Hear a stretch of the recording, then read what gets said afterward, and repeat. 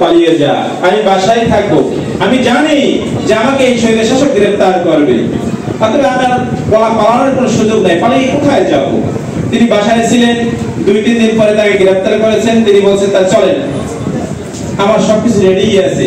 অর্থাৎ আমরা সবসময় ছাত্র শিবির যখন করছি, আমাদের একটা গামছা, লুঙ্গি, একটা ব্রাশ, একটা পেস্ট, এগুলো সবসময় আমাদের একটা ব্যাগের ভিতরে থাকতো।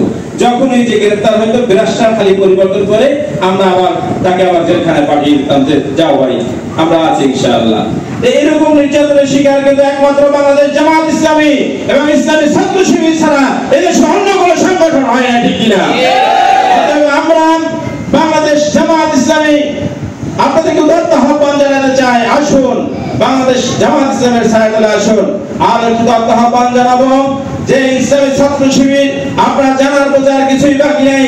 আপনাদের সন্তানদেরকে, আপনাদের যে ছেলেরা স্কুলে লেখাপড়া করতেছে, তাদেরকে অনুরোধ করবো ছাত্র শিবিরের হাতে তুলে দিন, একটা মানুষ হিসেবে ইনশাআল্লাহ ঘরে বের হবে, ঠিক কিনা? অমানুষ হবে না।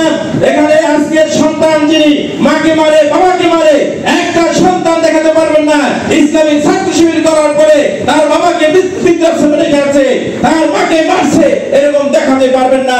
গাঁজা খেয়েছে, অন্যায় কাজ করেছে, মানুষ খুন করেছে, এবং একটা ছাত্র শিবিরের কর্মীকেও দেখাতে পারবেন না। আসুন আপনাদের অনুরোধ করবো, আপনার সন্তানকে ছাত্র শিবির হাতে তুলে দিন। ইনশাআল্লাহ ছাত্র শিবির দায়িত্ব নিয়ে মানুষ বানিয়ে মানুষ গড়ার কারিগর হয়েছেন বাংলাদেশ ইসলামী ছাত্র শিবির। আর আপনার সন্তানকে একটি সুচারুরূপে বলে আপনাকে ফেরত দেবে ইনশাআল্লাহ। সম্মানিত ভাই, আমি শুনতে পেলাম, আমি সন্ধ্যার পরে পিরোজপুর থেকে আমি বরিশালের উদ্দেশ্যে রওনা দিয়েছিলাম। আমি শুনতে পেয়েছিলাম যে এই খলিফাতে 15 আগস্ট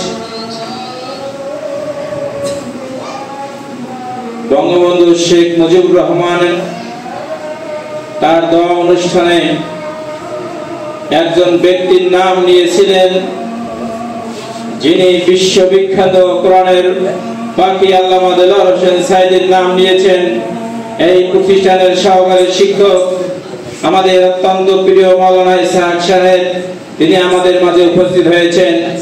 আমরা তাকে বিনীতভাবে আশ্বস্ত করতে চাই, ওনাকে যারা হ্যারেস করেছেন, এখানে আওয়ামী লীগ, স্থানীয় আওয়ামী লীগ সহ যারা বিভিন্নভাবে ওনাকে হ্যারেস করেছেন, আজকে তারা কোথায় গিয়ে পালিয়েছেন একটু চিন্তা করেন। আজকের মাওলানা ইসহাক সাহেব এই প্রোগ্রামে উপস্থিত হয়েছেন। এখানে স্কুলে এখনো চাকরি আছে, কিন্তু তোমরা কোথায় পালিয়েছো? আল্লামা সাইদি সাহেব রাহমাহুল্লাহ তাআলা তিনি বলেছিলেন যে আওয়ামী লীগ একদিন এমন ভাবে পালাবে এই ধরনের গর্ত খুঁজে পাবে না, ঠিক কিনা বলেন? আজকে এখানে মাওলানা ইসহাক সাহেব এখানে উপস্থিত হয়েছেন, এখানে তিনি দোয়া মুনাজাত করবেন। 1 বছরের মাথায় তিনি আবার এখানে দোয়া মুনাজাত করবেন আল্লামা দেলোয়ার হোসেন সাইদির জন্য, ঠিক কিনা? অতএব তোমরা যে পালিয়েছো, তোমরা ইন্দুরের গর্ত পাবা না। অলরেডি খোঁজাখুঁজি শুরু হয়েছে, অলরেডি ফোন শুরু হয়ে গেছে, ভাই আমাদেরকে একটু বাঁচান। আমরা তোমাদেরকে সাধারণ ক্ষমা, বাংলাদেশ জামাত ইসলামের মানে আমিরে জামাত তিনি সাধারণ ক্ষমা ঘোষণা করেছেন। আমরা কিছুই মনে রাখতে চাই না। সম্মানিত ভাইরা, আমরা এবারে নামাজের বিরতি, মানসিক নির্যাতনের শিকার হতাম, সেটা হলো জামায়াতটা আইছে, ঠিক না? আজকের সেই জামায়াতটা বলার আর সুযোগ নাই। আজকে তারা কোথায় গেছে? পালিয়ে গেছে। আল্লামা সাইদি সেই কথাটা আবারও স্মরণ করে দিতে চাই যে আল্লামা সাইদি বলছিলেন কি, মানে ইঁদুরের গর্ত খুঁজে পাবে না, ঠিক তারা সেরকম লেজ গুটিয়ে চলে গেছে। অনেকেই বলতো লেজ গুটিয়ে চলে গেছে জামাত, কিন্তু আজকের জামাত এই ময়দানে আছে, আল্লামা সাইদি নাই, কিন্তু আল্লামা লক্ষ লক্ষ জনতা আজকে আল্লামা সাইদিকে স্মরণ করে, ঠিক কিনা?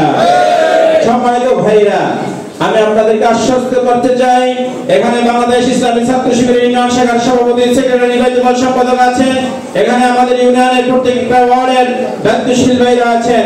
আমি ইউনিয়ন জামাতের সেক্রেটারি হিসেবে আপনাদেরকে অনুরোধ করব, আমি আমাদের পতাকা তলে ছায়ার তলে আসার অনুরোধ করব যে বাংলাদেশ জামাত ইসলামী এ পর্যন্ত যত ঘটনা ঘটেছে, এই ইউনিয়নে যত মারামারি হানাহানি ঘটনা ঘটেছে, একটা লোক প্রমাণ করতে পারবে না যে বাংলাদেশ জামাত ইসলামের একটা কর্মী ওখানে উপস্থিত ছিল। ঠিক কিনা? আমরা এই নৈরাজ্য বিশ্বাস করি না, নৈরাজ্য আমরা পছন্দ করি না, অন্যায়কে প্রশ্রয় দিই না। আমরা গতকাল সাংবাদিক মতবিনিময়ের সময় আমরা স্পষ্ট জানিয়ে দিয়েছি যে আমরা অন্যায়কে প্রশ্রয় দিতে চাই না। জামাত ইসলাম এই অন্যায়ের দায়ভার গ্রহণ করবে না।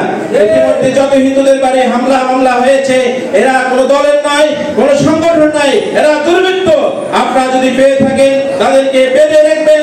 আমরা ইনশাআল্লাহ পুলিশের মাধ্যমে আইনের আশ্রয় নিয়ে আমরা দৃষ্টান্ত শাস্তির ব্যবস্থা করবো ইনশাআল্লাহ। সম্মানিত উপস্থিতি, এই পর্যায়ে আলোচনা নিয়ে